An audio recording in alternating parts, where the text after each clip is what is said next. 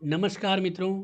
आज के इस वीडियो में हम बात करेंगे दशमांश कुंडली को समझने के लिए, सीखने के लिए कुछ बहुत ही महत्वपूर्ण बिंदु, जिनके द्वारा हम दशमांश कुंडली से कर्म का आकलन या हमारा जो भी कर्म चल रहा है, चाहे वो नौकरी का है, चाहे वो व्यापार का है, उसमें जो भी उठापटक हो रही है, तो उसको सीखने के लिए एक बहुत ही आसान तरीका रहेगा, जिससे कि हमें अत्यधिक लाभ रहेगा। तो देखिए, ये जो हमारा यूट्यूब चैनल है, इसे सब्सक्राइब जरूर करें, नोटिफिकेशन बेल को प्रेस करें। और हर संडे रात्रि 9 बजे हम फ्री लाइव यूट्यूब सेशन करते हैं, जिसके द्वारा आप अपने जो प्रश्न होते हैं, जैसे कि मैंने ये वीडियो बनाया, अगर आपको कोई प्रश्न होता है तो वहाँ पे कमेंट करके आप आसानी से पूछ सकते हैं, अपनी जन्म कुंडली के बारे में फ्री में जानकारी भी ले सकते हैं, हर संडे रात्रि 9 बजे। आइए हम दशमांश कुंडली के जो महत्वपूर्ण बिंदु है उनके ऊपर चर्चा कर लेते हैं। देखिए, दशमांश कुंडली में जो 3 महत्वपूर्ण बिंदु होते हैं, 3 बिंदुओं में सबसे पहला जो बिंदु होता है वो है चंद्रमा, यानी कि मन का कारक।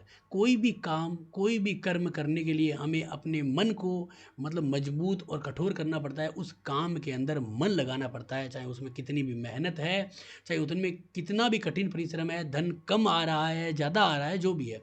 तो मन का कारक चंद्रमा, उसकी पोजीशन कैसी है, बहुत इंपॉर्टेंस देता है। जन्म कुंडली में देखना है वो तो देखना ही है, लेकिन उसको हमें दशमांश कुंडली में बहुत है, क्योंकि दशमांश कुंडली का जो आपका मतलब है, जो अर्थ है, वो कहीं ना कहीं कर्म कुंडली है, कर्म का फलादेश करना है। तो हमने चंद्रमा लिया क्योंकि चंद्रमा मन का कारक ग्रह है। उसके बाद हमें लेना है यहाँ पे जो कर्म का कारक ग्रह, यानी कि कालपुरुष की जन्म कुंडली में दशम घर में शनि आता है।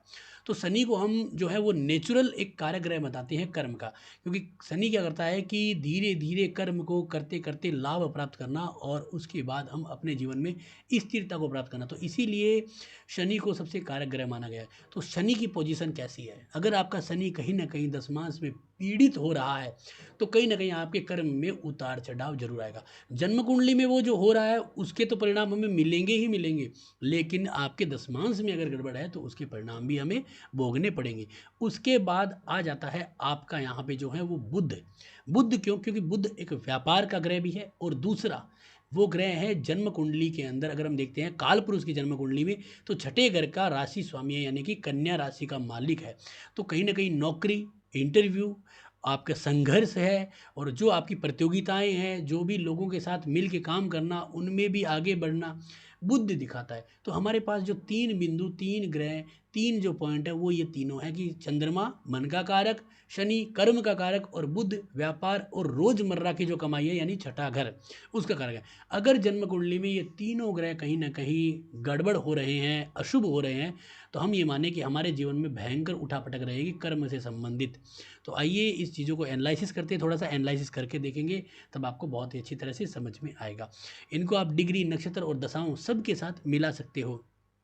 तो देखिए, यहाँ पे हम क्या करेंगे कि जन्म कुंडली के अंदर हम देखेंगे कि चंद्रमा जो है वो कैसा है। चंद्रमा जन्म कुंडली के अंदर 12वें घर में है, तो घर से दूर और जल्दी जातक को जो है वो कर्म के प्रति आकर्षित करता है, यानी कि मैच्योरिटी की तरफ लाता है।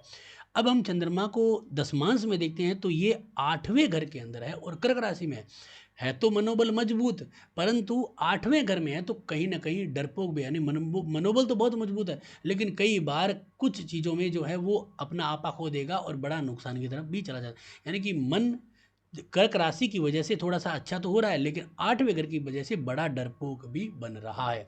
तो हम यहाँ पे कहेंगे कि चंद्रमा का यहाँ पे 8वें घर में जाना एक तरह से थोड़ा सा माइनस पॉइंट बन चुका है। तो यहाँ पे हम देख सकते हैं। अब हम जब कारक ग्रहों की बात करते हैं, तो जैसे व्यक्ति की कर्म होते हैं उनके अकॉर्डिंग कारक ग्रह बदल जाते हैं। अगर व्यक्ति सरकारी नौकरी की तरफ भी बहुत ज़्यादा आकर्षित है, सरकारी नौकरी की कोशिशें कर रहा है, तो कहीं ना कहीं सूर्य भी कारक ग्रह बन जाता है। अगर जातक जो है वो कहीं ना कहीं फौज, सेना, पुलिस उसकी तरफ जा रहा है, या फिर उसकी रुचि है, जैसे हम दशमांश में फलादेश करेंगे तो उसके अकॉर्डिंग, तो वो मंगल भी उसका कारक ग्रह बन जाता है। तो उस तरह से हम देखते हैं, जैसे कोई सॉफ्टवेयर में है, इंजीनियरिंग में है, तो उसका कारक ग्रह राहु बन जाता है। और कहीं ना कहीं अगर कोई व्यक्ति फैशन है, होटल है, कला है, इसमें है, तो शुक्र भी उसका कारक ग्रह बन जाता है। तो इस तरीके से हम यहाँ पे आइडिया लगा सकते हैं। तो देखिए, एक बहुत ही महत्वपूर्ण है कि चंद्रमा यहाँ पे थोड़ा सा दूषित हो रहा है। अब दूसरा हमने ग्रह लिया था शनि। शनि जन्म कुंडली के अंदर दूसरे घर का कारक ग्रह है, और तीसरे घर का, तीसरा घर व्यर्थ की परिश्रम है, लेकिन पराक्रम भाव भी है।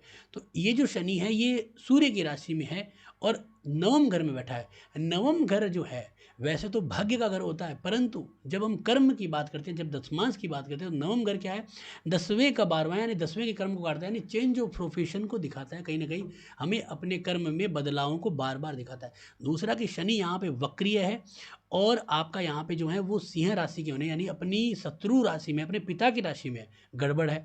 दूसरा कि राहु के साथ है, पितृदोष बनाता है। दूसरा कि यहाँ पे सूर्य के साथ भी है, यानी कि सूर्य और शनि की कभी भी अच्छी नहीं बनी है। तो यहाँ पे हम देखेंगे तो शनि यहाँ पे पीड़ित हो चुका है।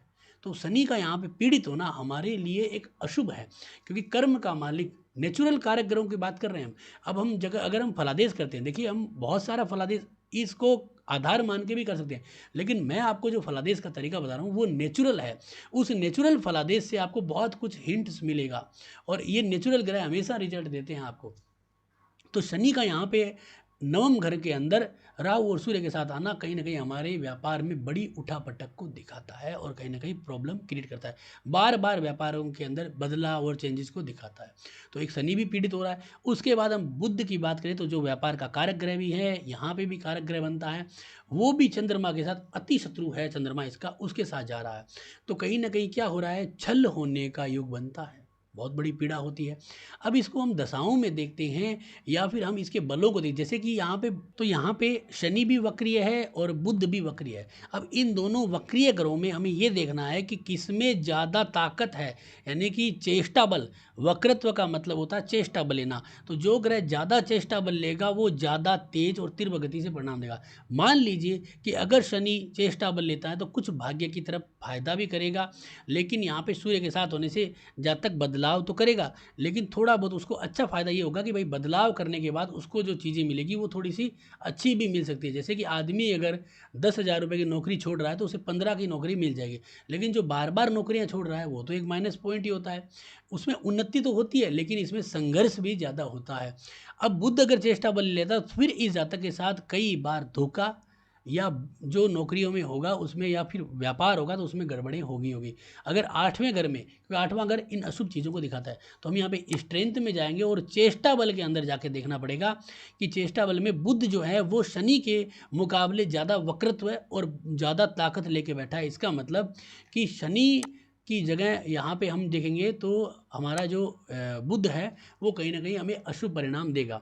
तो इस तरह से हम ये आइडिया लगा सकते हैं कि इस जातक के अगर दशमांश को देखते हैं तो जातक के साथ कई बार धोखा या कई बार जो है वो अशुभ परिणाम या नौकरी में व्यापार में बंद होने के या नए नए व्यापार करके उसमें घाटा खाने के योग बनते, क्योंकि बुध यहाँ पे इस जन्म कुंडली के अंदर अशुभता को ला रहा है और लगन कुंडली के अंदर देखेंगे तो वो नीच का भी है। तो कुल मिला के हमें ये आभास होता है कि यहाँ पे गड़बड़ है। अगर हम यहाँ पे इस ग्रहों के नक्षत्रों को देखते हैं, जैसे कि हम यहाँ पे जाके देखते हैं कि बुध जो है वो कहाँ पे बैठा है। बुध यहाँ पे 26 डिग्री का बैठा है और मीन राशि के अंदर अगर 26 डिग्री की बात करें तो रेवती नक्षत्र ही चलता है जो बुध का ही नक्षत्र है। तो बुध यहाँ पे क्या कर रहा है कि जन्म कुंडली का अशुभ ग्रह होकर भाग्य स्थान में नीच का हो रहा है, तो हमें वो परिणाम बुरे देगा ही देगा। और इस चीज़ की पुष्टि कर देता है आपका दशमांश की अष्टम भाव में भी गड़बड़। कभी भी आप ये चीज़ रखिए कि अगर जन्म कुंडली में कोई अशुभता है तो वो कहीं ना कहीं दशमांश कुंडली में होगी, दशमांश में है तो वो नवमांश और लगन में जरूर होगी। तो यहाँ से हम एक चीज़ कंफर्म कर सकते हैं कि यहाँ पे बहुत बड़ी गड़बड़ है।